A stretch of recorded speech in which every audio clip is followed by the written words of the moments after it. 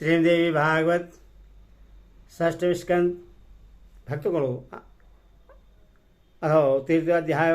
भक्तगणों, आज हम श्रीदेवी भागवत पुराण में वृत्रासुर का देवलोक पर आक्रमण, बृहस्पति द्वारा इंद्र की भर्त्सना करना और वृत्रासुर को अजय बतलाना, इंद्र की पराजय, त्वष्टा के निर्देश से वृत्रासुर का ब्रह्मा जी को प्रश्न करने के लिए तपस्यारत होना, यह कथा आपको देवी भागवत में सुनाऊंगा।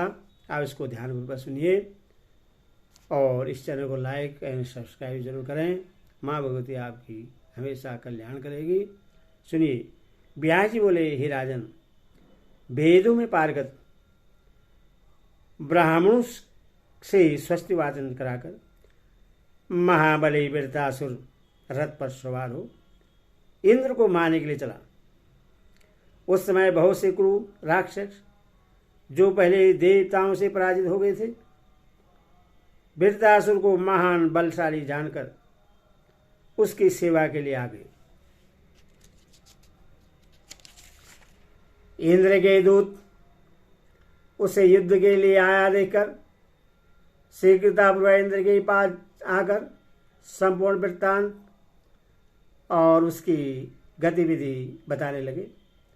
दूत बोले, हे स्वामी, वृत्त नाम का आपका बलवान और दुर्धर्ष शत्रु रथ पर आरूढ़ होकर राक्षसों के साथ शीघ्र ही यहाँ आ रहा है।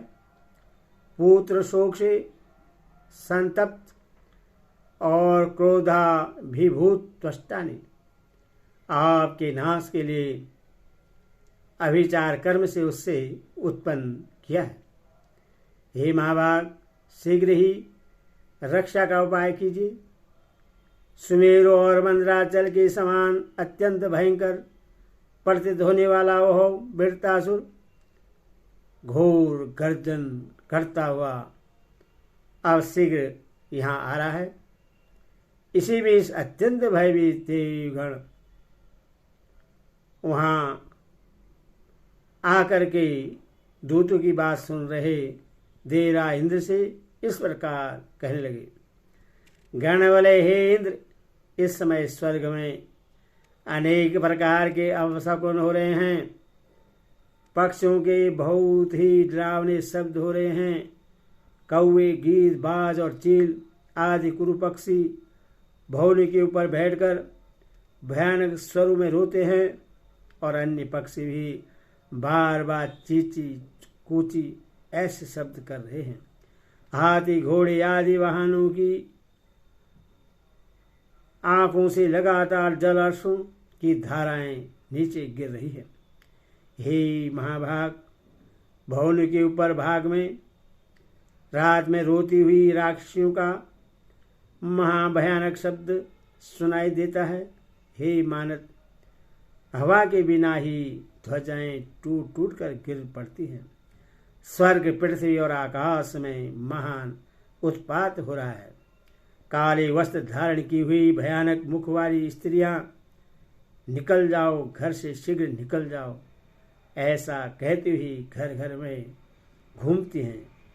रात में अपने घर में सोई हुई स्त्रियों को भयभीत करती हुई भयानक राक्षसियां स्वप्न में उनके बाल नोचती हैं। हे देवेंद्र, इस प्रकार भूकंप और उल्कापात आदि उपद्रव भी हो रहे हैं। रात्रि में हमारे भवनों के आंगन में सियार रुदन करते हैं। गिरगिटों के समूह घर घर में उत्पन्न हो रहे हैं। सर्वदा अनिष्ट के सूचक अंग प्रस्फुरण आदि भी होते हैं। व्यास जी बोले, उन लोगों का यह वचन सुनकर इंद्र चिंतित हो उठे और बृहस्पति को बुलाकर उन्होंने अपनी मनोगत बात पूछी। इंद्र बोले, हे ब्राह्मण, ये भयानक अपशकुन क्यों हो रहे हैं? भयानक आंधियां चलती हैं और आकाश से उल्कापात होते हैं। हे महाभाग, आप सर्वज्ञ, विघ्न का नाश करने में समर्थ, बुद्धिमानु, शास्त्रों के तत्व को जानने वाले और देवताओं के गुरु हैं। इसीलिए हे विधायक, हमारी शांति के लिए शत्रु का नाश करने वाला कोई शांति कर्म कीजिए, जिस प्रकार मुझे दुख न हो, आप वैसा कार्य कीजिए। बृहस्पति बोले, हे सहस्त्र नेत्र वाले इंद्र, मैं क्या करूं? तुमने बहुत बड़ा पाप कर डाला है। निरपराध मुनि को मारकर तुमने क्या लाभ प्राप्त कर लिया? पुण्य और पाप का अत्यंत उग्र फल शीघ्र ही प्राप्त होता है। इसलिए ऐश्वर्य की इच्छा रखने वालों को विचारपूर्वक कार्य करना चाहिए। दूसरे को कष्ट पहुंचाने का कृत्य कभी नहीं करना चाहिए। दूसरों को कष्ट देने में संलग्न प्राणी कभी सुख नहीं पाता। हे इंद्र, तुमने मोह और लोभ के वशीभूत होकर ब्रह्म हत्या कर डाली। उसी पाप का यह फल आज सहसा उपस्थित हो गया है। वृत्त नाम वाला यह असुर जन्म से ही देवताओं से अवैध है। बहुत से दानों से घिरा हुआ वह तुम्हें मारने के लिए चला आ रहा है। हे इंद्र, त्वष्टा के द्वारा दिए हुए उन सभी वज्रतुल्य तथा दिव्य आयुधों को लेकर वह उपस्थित हो रहा है। दुर्धर्ष तथा प्रतापी वह रथ पर आरूढ़ होकर पल्लय मचाते हुए चला आ रहा है। हे देवेंद्र, उसकी मृत्यु नहीं होगी। बृहस्पति ऐसा कह रहे थे कि वहाँ कोलाहल मच गया। गंधर्व, किन्नर, यक्ष, मुनि, तपस्वी और सभी देवता अपने अपने भवन छोड़कर भाग चले। उस महान आश्चर्य को देखकर इंद्र चिंतित हो उठे। तब उन्होंने सेवकों को सेना तैयार करने का आदेश दिया। वसु, रुद्रु, अश्विनी कुमारों, आदित्यु, पूषा, भग, वायु, कुबेर, वरुण और यम को बुलाओ। सभी श्रेष्ठ देवता आयुधों के साथ विमानों पर आरूढ़ होकर यहाँ शीघ्र आ जाएं, क्योंकि अब शत्रु आने ही वाला है। ऐसी आज्ञा देकर देवराज अपने श्रेष्ठ गजराज ऐरावत पर सवार होकर बृहस्पति को आगे करके अपने भवन से बाहर निकले। वैसे अन्य सभी देवता भी हाथों में शस्त्र लेकर अपने अपने वाहनों पर सवार होकर युद्ध का संकल्प करके चल पड़े। उधर वृत्तासुर विशाल दानवी सेना के साथ वृक्षों से शोभित रमणी तथा देवताओं से सेवित मानसरोवर के उत्तरवर्ती पर्वत पर आ गया।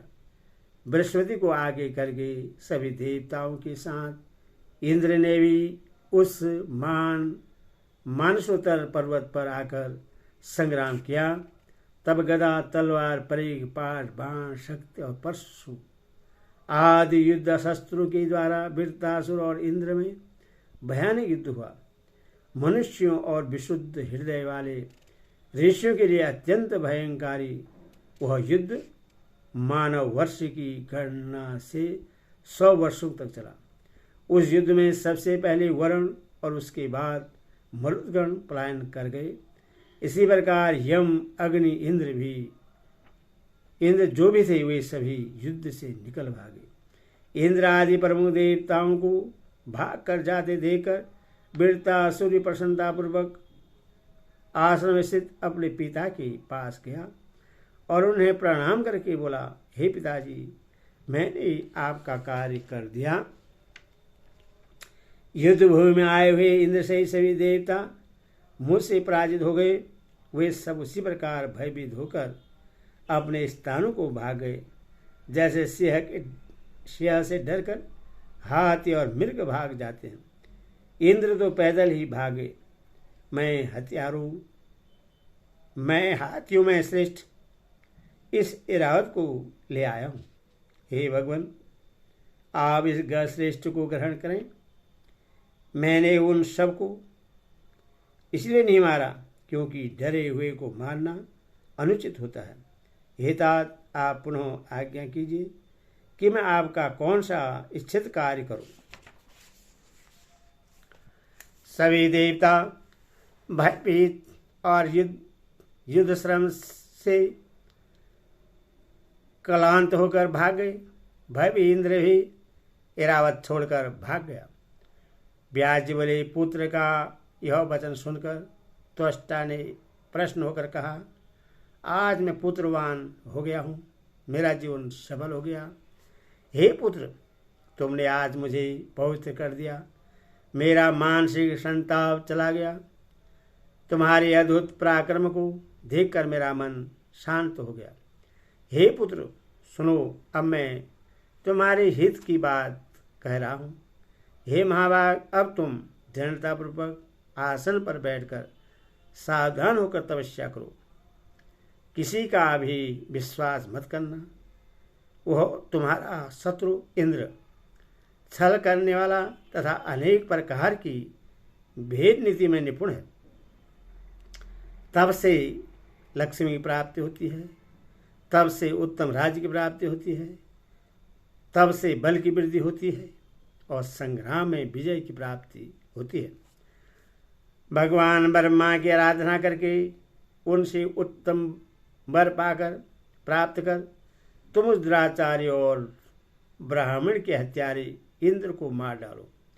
तुम सावधान और स्थिर होकर कल्याणकारी तथा वरदाता ब्रह्मा जी की आराधना करो।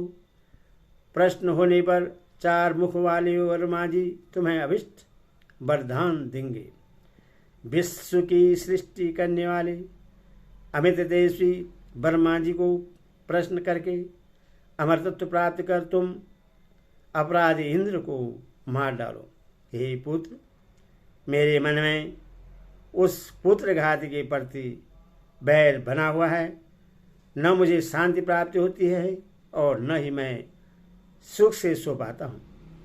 उस पापी ने मेरे निर्दोष तपस्वी पुत्र को मार डाला है, इसीलिए मुझे शांति नहीं मिलती। हे वृत्त, तुम मुझ दुखी का उद्धार करो। व्यास जी बोले, तब पिता का वचन सुनकर वृत्तासुर कुपित उठा।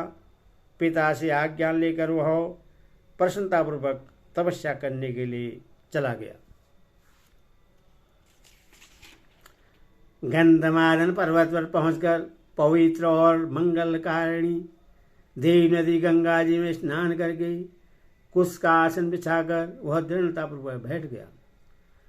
अन्न और जल का त्याग करके योगाभ्यास में तत्पर होकर मन में विश्व इष्टा ब्रह्मा जी का ध्यान करता हुआ वह दृढ़ भाव से आसन पर बैठ गया।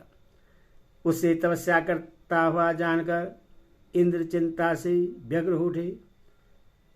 तब उसके तप में विघ्न डालने के लिए इंद्र ने गंधर्वों, अत्यंत ओजस्वी यक्षों, नागों, सर्पों, किन्नरों, विद्याधरों, अप्सराओं तथा अनेक देवदूतों को भेजा। उन माया वीरों द्वारा तब में विघ्न के लिए भली भांति उपाय किए गए, किंतु परम तपस्वी त्वष्टा पुत्र वृत्त ध्यान से विचलित नहीं हुआ। यदि श्रीमद्देवी भागवत महापुराण षष्ठ आदर्शसहस्र सहितानं षष्ठ स्कंदे ब्राह्मणं समाराधनाय त्वष्टा वीर्तुपदेश वर्णम नाम तृतीयोऽध्याय। हरि ओम।